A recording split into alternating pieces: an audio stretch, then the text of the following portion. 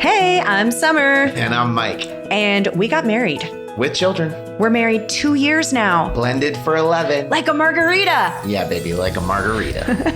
And you're listening to the Everything Always podcast. Want to tell them why we do this?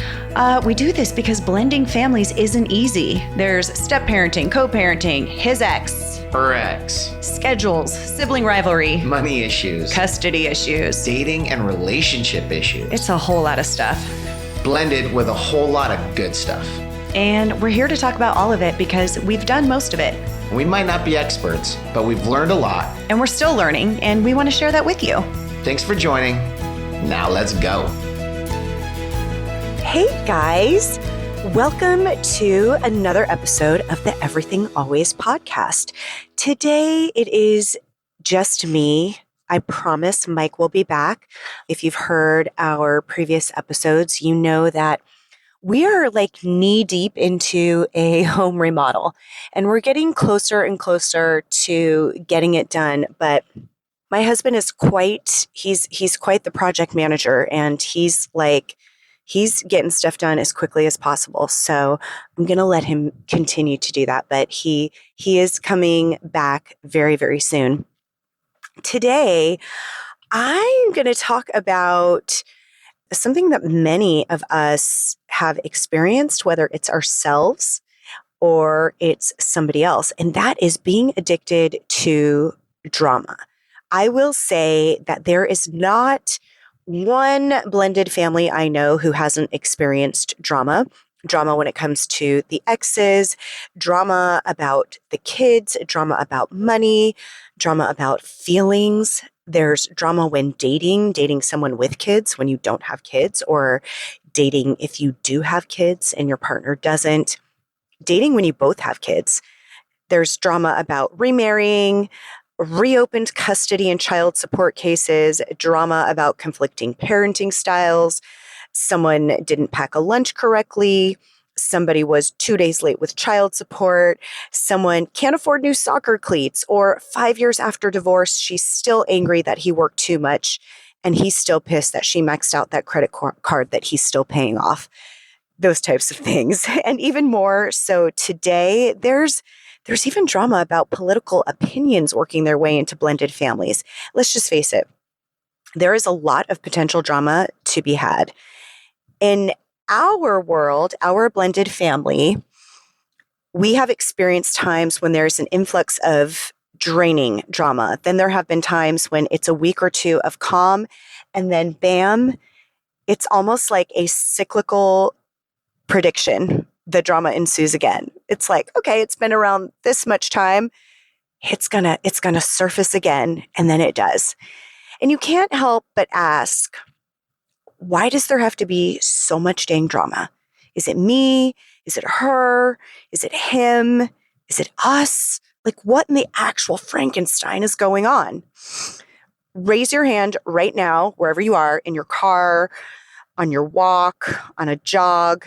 Like, raise your hand if you have been there. I swear I can see those hands through this microphone, and I feel it, and I feel you. So here's the funny part. How many people do you know that say, I hate drama? And when they talk about their latest dramatic episode, it's never their fault. And they say they hate it so emphatically that it sounds as if they would rather jump off of a cliff just to not have that drama. And yet, the drama continues.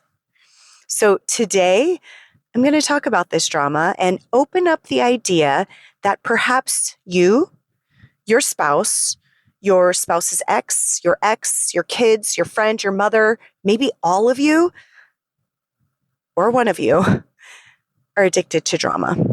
I'm not saying that it's you, but today's episode will give you a lot of signs to see if perhaps you or someone you know is actually addicted to the drama they say they hate. Now, why am I talking about this? Well, one thing Mike and I have learned is that you can't actually fix anything in your life until you are first aware of it. I'm sure so many of you listening right now are like, that's so true. Like, you just can't go in and fix something. You have to first know that something is wrong. Then you have to actually accept it. So be aware of it, then accept that this is an issue. And then it's from that point you can actually begin to make the change. And don't worry, I'm not just going to make you aware in this episode. I like to give actual, like, hands-on advice, things that you can walk away with and see how you can make a change.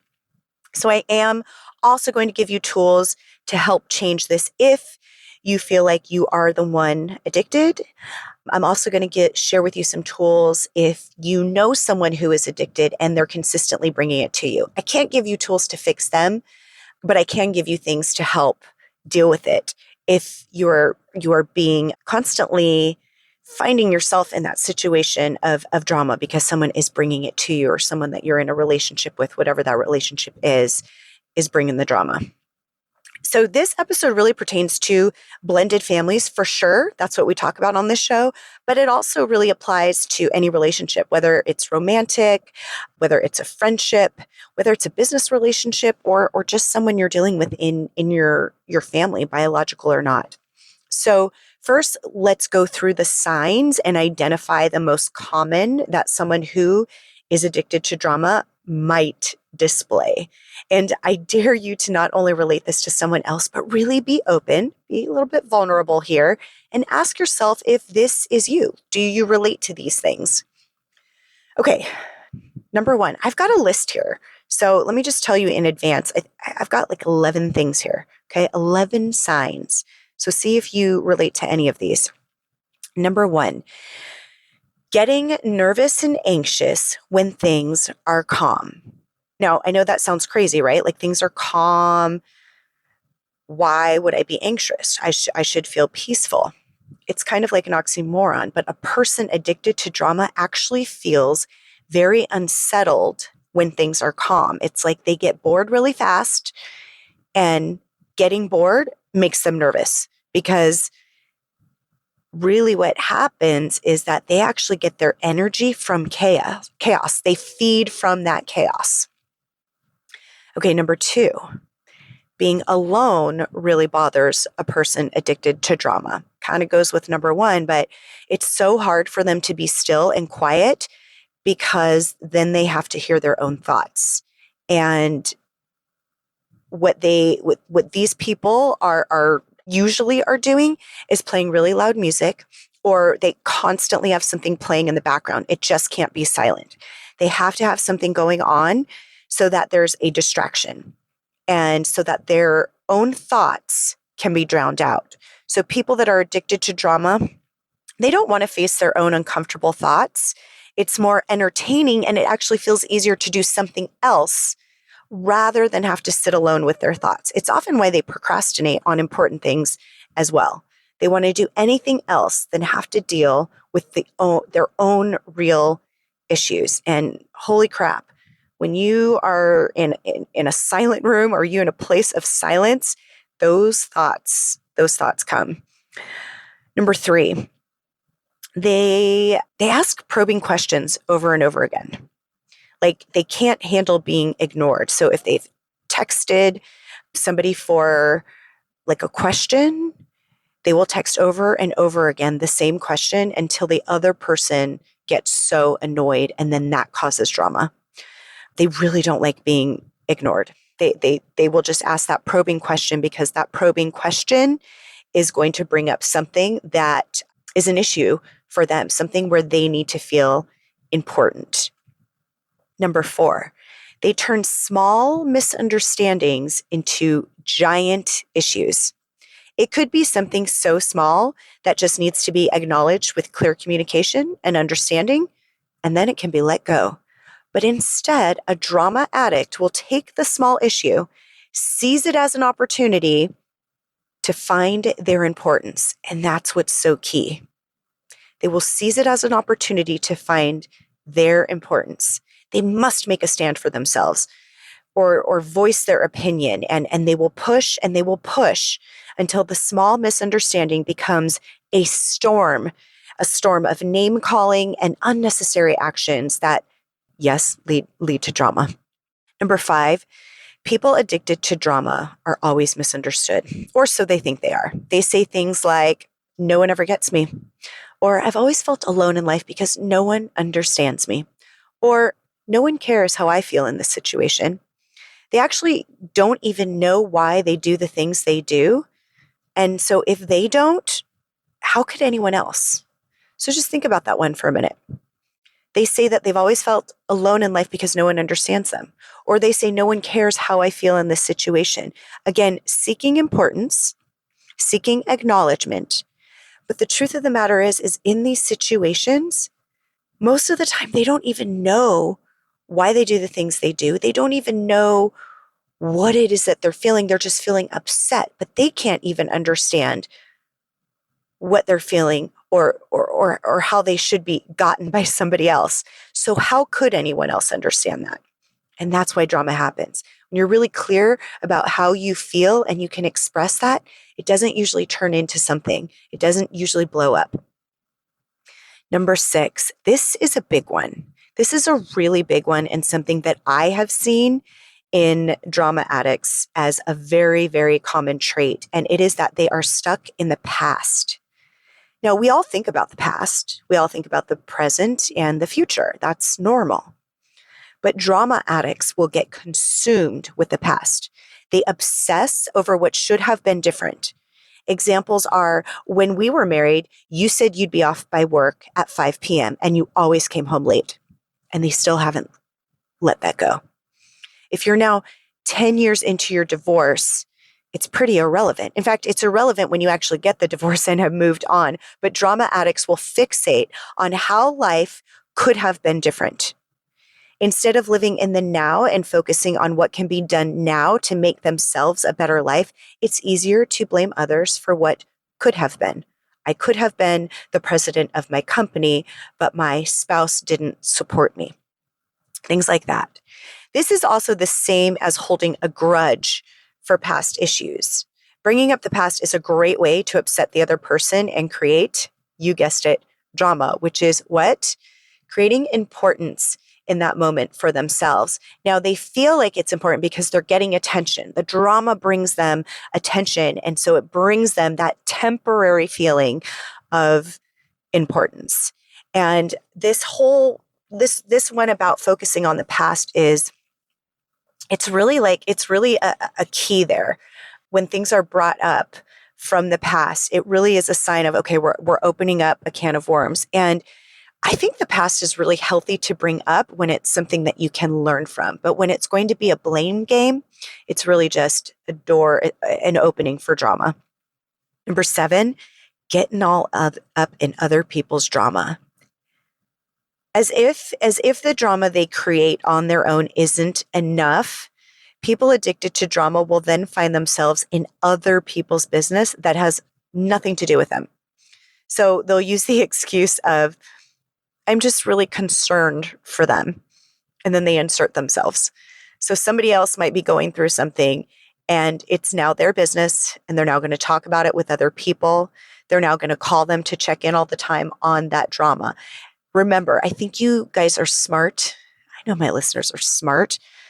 You know the difference between being concerned and then just wanting to be caught up in the drama for entertainment purposes, or again, for that feeling of importance. Hey, I've been there. I can insert myself and tell you what needs to be said. This is kind of like being out with a bunch of friends, and let's say you have a couple that are together, and it's a man and woman, and the man happens to glance at a girl walking by. And I'm literally coming up with this at the top of my head. But let's just say, kind of a common thing. Now, either the girlfriend or wife or whoever could just be like, I saw you, check her out, whatever, right? But now imagine the girlfriend, the friend of the girlfriend of the girl comes up and says, I just think you should know that your husband totally checked out that girl. And then it turns into something. When it might have just been like, he just happened to look at her coming by because it happened to be on the left side of his body and he thought she was going to run into him. So he happened to look at her. So things like that, where it's like you're inserting yourself and trying to say you're concerned, but really it's more like getting up in people's business. I don't even know if that was a great example. I think you know where I'm getting with that. Number 8, gossip, gossip, gossip. Drama addicts love gossip. It's like the best thing ever. What this person said on Facebook or what that person did at the soccer game to that mom, or who's dating who, or oh my gosh, I heard that these two are going to break up, or oh wow, when he finds out what she did. Gossip is like the kid at an amusement park with unlimited tickets and unlimited money for candy for the drama addict. It's like the same thing. It's like, oh my gosh, they love the gossip. They can't wait to see something, hear something, call their friend up and just dish. Dish, dish, dish. That is definitely a trait of a drama addict. 9, sabotage. In relationships, drama addicts often sabotage a relationship that they are in. And I'm sure you can imagine why. If you think about it, I've seen this actually a number of times where I've seen couples that are just so great for each other. And the man or the woman tends to stir something up very unnecessarily. I mean, it's one of those going back to turning something really small, a small misunderstanding into, a giant argument or something that's just so big. And I can't understand how you don't see how this is such a big deal, that type of a thing. And that kind of behavior sabotages a relationship because all of a sudden it's like, oh crap, one person is like, I can't deal with this kind of drama for my whole life. And they end up breaking up. And so drama addicts do tend to sabotage relationships, whether it's friendships, in business for sure. I mean, there's a lot of things that they can sabotage. So that is definitely one to look out for. Number 10, always having a new job. Now, I've researched a lot of these from a bunch of different people, from a bunch of different articles and experts, and some of them I just realized, oh my gosh, these are just so true. And I thought this one was interesting, that drama addicts have new jobs frequently or constantly switching careers. Their work tends to, they tend to work hard, but they also really like things on their terms. So they will find something wrong with it that doesn't suit them. And it could be, the sabotaging of a relationship, but it also just might be they become bored and they need something that's going to excite them more. And they find themselves frequently starting something new. And this last one is drama addicts always have some drama going on so that they can complain to their friends. They actually get excited when a problem arises because now they have something important to share and something that they are a part of. So they're saying things like, so now my ex is doing this. And can you even believe he got a new car? Or my boyfriend's ex is so awful. Wait till I tell you what she did. Or they're always complaining about something. And not in terms of, hey, this happened. Can I get your advice? It's kind of like they're just waiting to bring this drama so that you can share in the drama with them. And deep down, it's like they have this love of having something to talk about that elevates their status, or at least elevates how they're feeling in that moment. It's like a high for them. And it makes them feel important. I think that's key to recognize here is doing something that makes them feel important. And remember, it's just a temporary feeling, because if there were that actual feeling of importance, there wouldn't really be the need to constantly get these highs, get this keep this addiction going. Hey guys, guess what? We have a new website where you can see all of our podcasts and get easy access to the show notes, everything we talk about on the episodes, and you can even listen to the podcast directly from the site. You can contact us through the site and share your thoughts and questions. Check it out at www.everythingalways.co. That's www.everythingalways.co. And you can also follow us on Facebook and Instagram at Everything Always Co. We just set it up and we'll be sure to put important announcements there. And we love that this podcast has been so helpful to so many, and our hope is to share it with even more. So, can you help us? Will you take a moment now or after the episode to subscribe to the podcast, write a review, and share it? It would mean the world to us, and it helps us to keep bringing you the best content. Come on, we appreciate you guys. So, what do you say, baby? Back to the episode? Back to the episode. So those are the main signs of drama of a drama addicted person. So I'd ask you for just a moment, do like a quick, honest, vulnerable check. Did you find yourself in any of those? Like, did you see yourself in any of those type things? Or did you see someone else in those? Did you realize, oh my gosh, this is why my mom and I don't get along? Or maybe it's both, like whatever, maybe it's both. And maybe you're like, you know what? I've definitely done that myself. It is fun to gossip. Hey, I've been there. Something happens, got to call my friend. Oh my gosh, I can't believe this is happening. But is it a frequent pattern? Is this the thing you live for? Is it like, I can't wait? Is there something happening every day that's evoking that drama? And, if it's the case that you feel like, yes, I do find myself doing that all of the time. Oh, dang, I'm clearly addicted to drama. You probably also know, you really know that it's also a stomach ache when those things happen and you've created drama. So some of these are just talking about something because you get excited about somebody else's drama or about your own drama. But when you're actually creating the actual drama or argument or heated discomfort, because drama's not, it might bring excitement in terms of nerves are elevated. You have excited nerves, but it really is a stomach ache, and it actually doesn't feel good. And in that moment might make you feel important because you're involved in it and someone's giving attention or somebody's getting attention.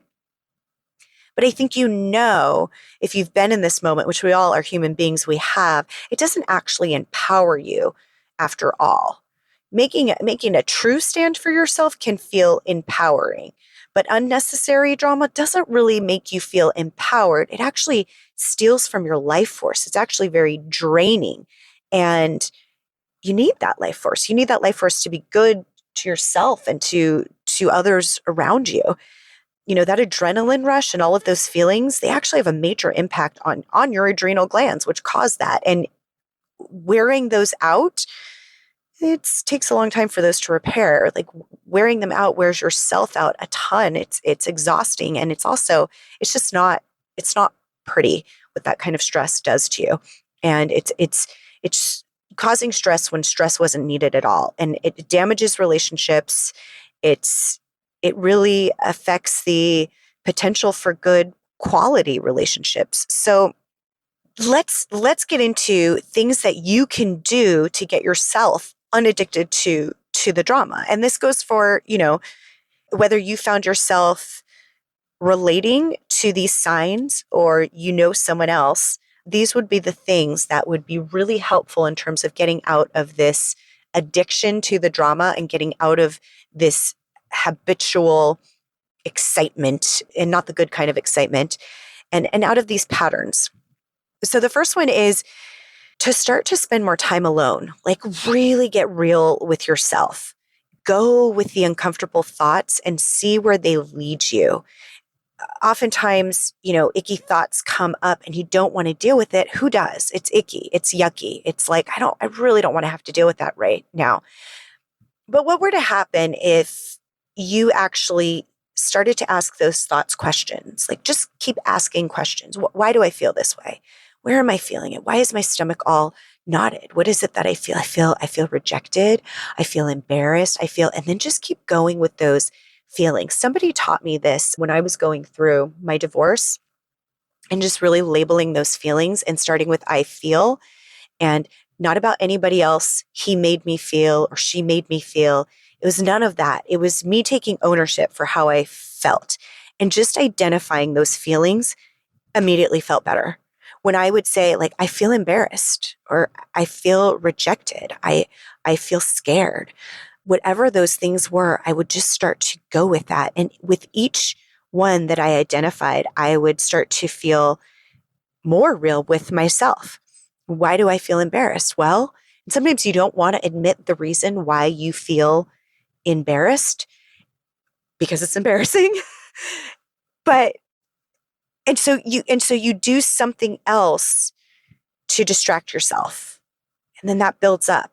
And then suddenly you're creating drama somewhere else where you didn't need to create drama because you're looking for that feeling of importance, which is the opposite of feeling embarrassed, right?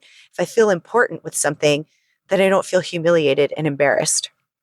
But go with that, because to really get somewhere is to really ask those questions and discover, why is it that you feel embarrassed? And then you know what? Know that it's freaking okay to feel embarrassed about something, because probably what you'll take away from those real moments with yourself is, you know what? Next time, I'm not going to handle that situation the way that I did. Or you know what happened? Maybe this person did do something and I felt embarrassed as a result of it, but it really had nothing to do with me and who I am as a person. So just be willing to get really uncomfortable with those thoughts in order to understand why they are happening. Because when you do, that's really the only time you ever have a chance at changing them, is really understanding them. Okay, number 2 of how to get yourself unaddicted to the drama is, when you do go to complain to someone about something, if this is something that you're doing, ask yourself first if you're doing it to feel important. Are you doing it because it feels good? It's giving you this temporary high? Is it doing because you just want to slam someone because it elevates your ego? Or are you actually sharing something that you're struggling with because you really need a friend and you really need solid advice with someone to lean on? So just before you go dish something or say something, just ask, what's the purpose of your telling someone else? Maybe they've been in a situation and you're sharing it because you've learned something, which is awesome. Maybe you really need a friend and you're like, I'm really struggling. This is what happened. What do you suggest I do? If you really are just like, can I just unload for a minute? I'm not trying to slam anybody. I'm not trying to anything, but can I just have a moment where I unload confidentially? We all need that. And I really don't like to slam anybody or gossip about anything, but if you have a trusted person that you can, but if you're going around telling multiple people about, something that you're upset about, or you're trying to make somebody look bad, that's creating drama. You end up creating drama in a circle of friends or creating drama within your family. If it's something that you really need and you really want to repair, then go ahead and ask. At least that's my take on it. And I know Mike's not here. I'm speaking on his behalf, but that's our take on it. 3, when you feel the need to start the drama, like when you're like, okay, I'm starting to spiral out of control. I'm starting to feel upset. Somebody triggered me, whatever is happening, stop and take 10 deep breaths. Like, no joke, 10 deep breaths, all the way in through your nose, all the way out through your mouth, and fill up the diaphragm. 10 deep breaths. Or do something that I learned called box breathing. You may have heard this before, but it's breathing in for a count of 7, holding it for a count of 7, breathing out for a count of 7, and then holding that for a count of 7. And just, you kind of think of it as a box. As you breathe in, the line goes up. As you hold it, the line goes to the right. As you exhale, the line goes down. And as you hold that, the line goes to the left. Do you see that little visual I did there for you? I love box breathing. It's also really helpful when trying to calm your nerves for anything. And if you're nervous about something, even just falling asleep. If you can't do that many seconds, no worries. Sometimes people do 5 seconds or just really long 1, 2, 3s. But I do it for 7 seconds. You could do 10 of those.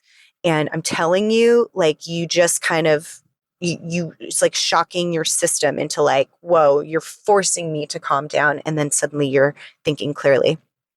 The 4th one, self-awareness. Self-awareness is so key. So ask yourself, this kind of goes with number 1, but ask yourself why you're reacting to something the way you are and really understand it. So instead of number 1 is about when you're alone and when those thoughts come up. But if drama is starting to happen and you're starting to get upset, after these 10 deep breaths, ask yourself why you're reacting to something the way you are. Why is this getting me so upset? If this were somebody else, would I would I think that they should be this upset as well? And just really understand it, because when you do, you will start to dramatically change the way you behave. Just that pause, that stop button, that pause of really looking at that starts to change the way that you behave. And you'll start to notice, wow, something that I normally would have done in that situation, I've now done differently. Number 5, this is important. I want you to know that nothing happens overnight. Day by day, you will make a change if this is indeed something that you are struggling with. One incident at a time, you will start to realize that this is just the new normal for you. You know how to react when something triggers you. You know how to react when you're feeling this, I need to create something. And you'll start to realize that you're not doing it more and more and more. And it actually is going to feel so good. You're going to have more control over your emotions and over your feelings and your behavior. And that is so empowering. And I was just going to give 5 for that one. And then I realized there's an extra one I have to add. And go ahead, make fun of me. I know Mike backs me on this because you know, we love our 4 agreements. Actually, there's a 5 agreements now too. But I'm adding this one as well because it's so important. And that is stop making assumptions. Because when you make assumptions, I probably see this every single day where something gets misconstrued because somebody has made an assumption. I mean, I see it when friends are together. I see it with my children and how they interact with their friends, a text message, a look, not getting invited to a gathering. There's these assumptions that are made and it really triggers drama. Sometimes somebody says something in a tone and you take it personally when they actually didn't mean it that way at all. Somebody gives you a look from across the room and it seemed kind of weird and you take it personally, like, what did I do? Oh my gosh, I offended that person. They're so rude. They're so this, they're whatever. And it's actually not the case. Reading a post on Facebook about something that was not intended to be for you. How many times have I heard somebody say, they haven't heard from a friend in a while, and then they see a quote or something on Facebook, because people post quotes all the time. I post quotes all the time because I'm inspired by them. And then people go, oh, she totally posted that for me. No, honey, she didn't. She probably did not. And while you are so important, you don't need to give yourself that much importance in that situation because it probably isn't that. You're making the assumption, and that assumption is what spirals into unnecessary drama. So here's what I'm going to say. One of my favorite Peloton instructors, because he does all the cool rides with all the cool music, super fun. He's Cody from Peloton. I have like 5 favorites on Peloton. One of my favorite instructors says, it ain't that deep. And it ain't that deep. So stop making it that deep. Okay, here's the thing. Once you get into a place where you're not living those highs and lows with it, which is like an addicted lifestyle of any kind of addiction, you will look back and realize how silly most of it was. And you'll start to see how a situation can pop up and notice the difference of how you handle it now as opposed to how you used to handle it. And if you're struggling with someone in your life who keeps stirring up the drama, remember, this is something else we always say that we live by. You cannot control someone else and how they react to something, but you can control how you respond. You can absolutely control how you respond, even though sometimes it feels like you can't.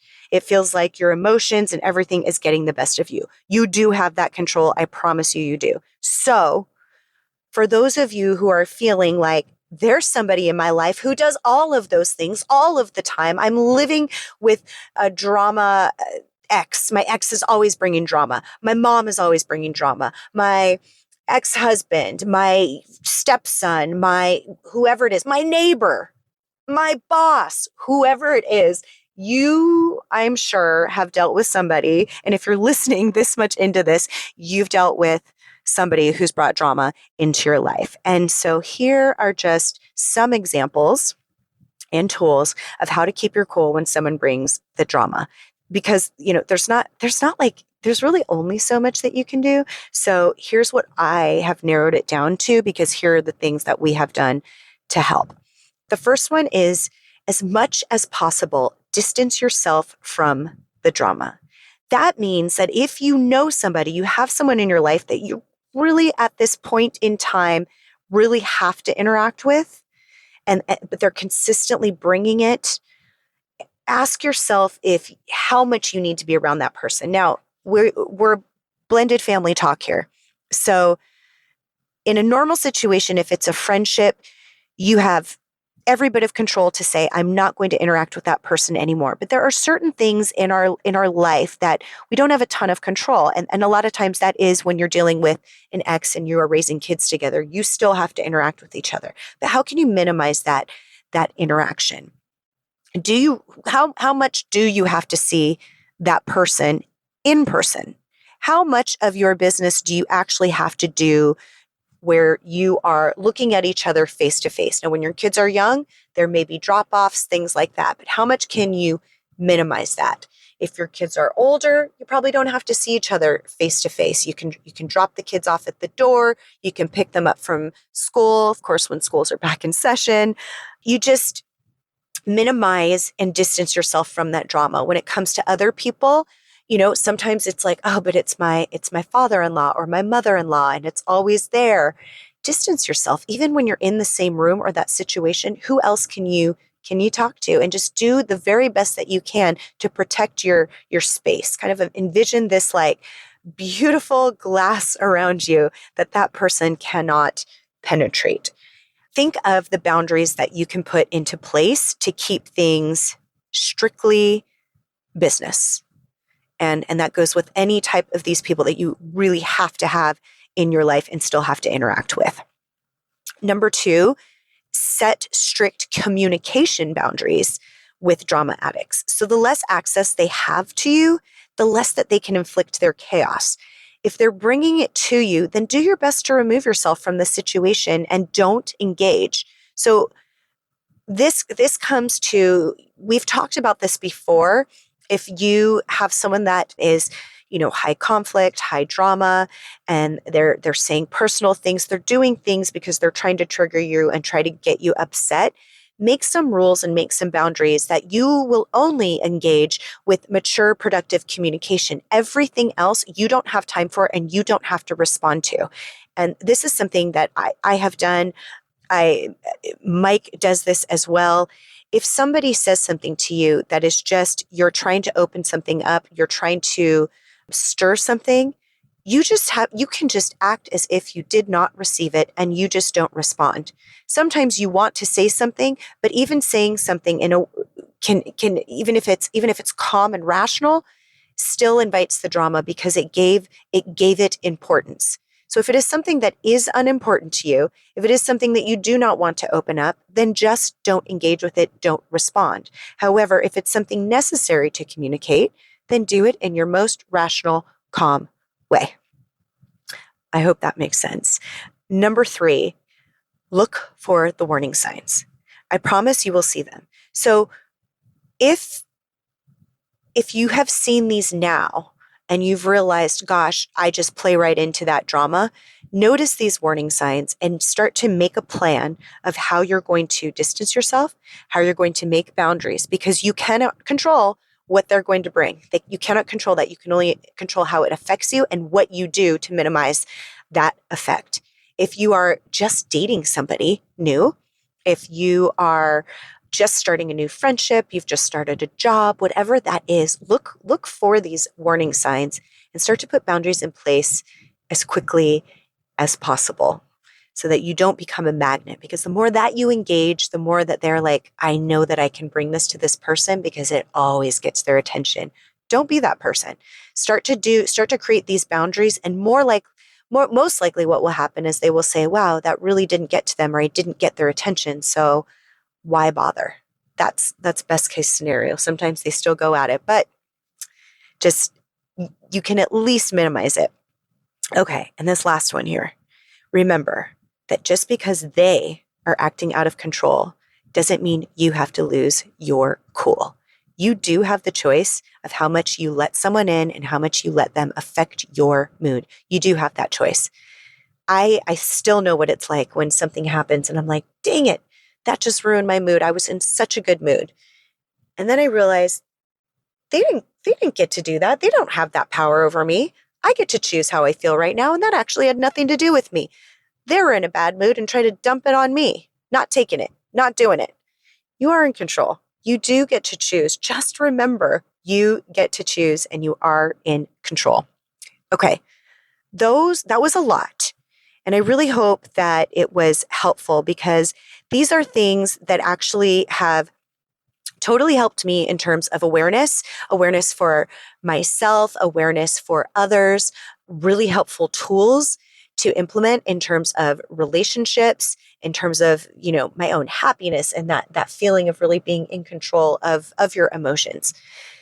So I hope you like that. I hope it was great. I hope this was useful. And, if this is something that you're like, hey, maybe somebody should take a listen to this, maybe be careful about how you share it, but share it. As we've said before, be brave enough to share it with someone you don't like. And of course, share it with someone you love. We seriously appreciate you guys listening. So thanks.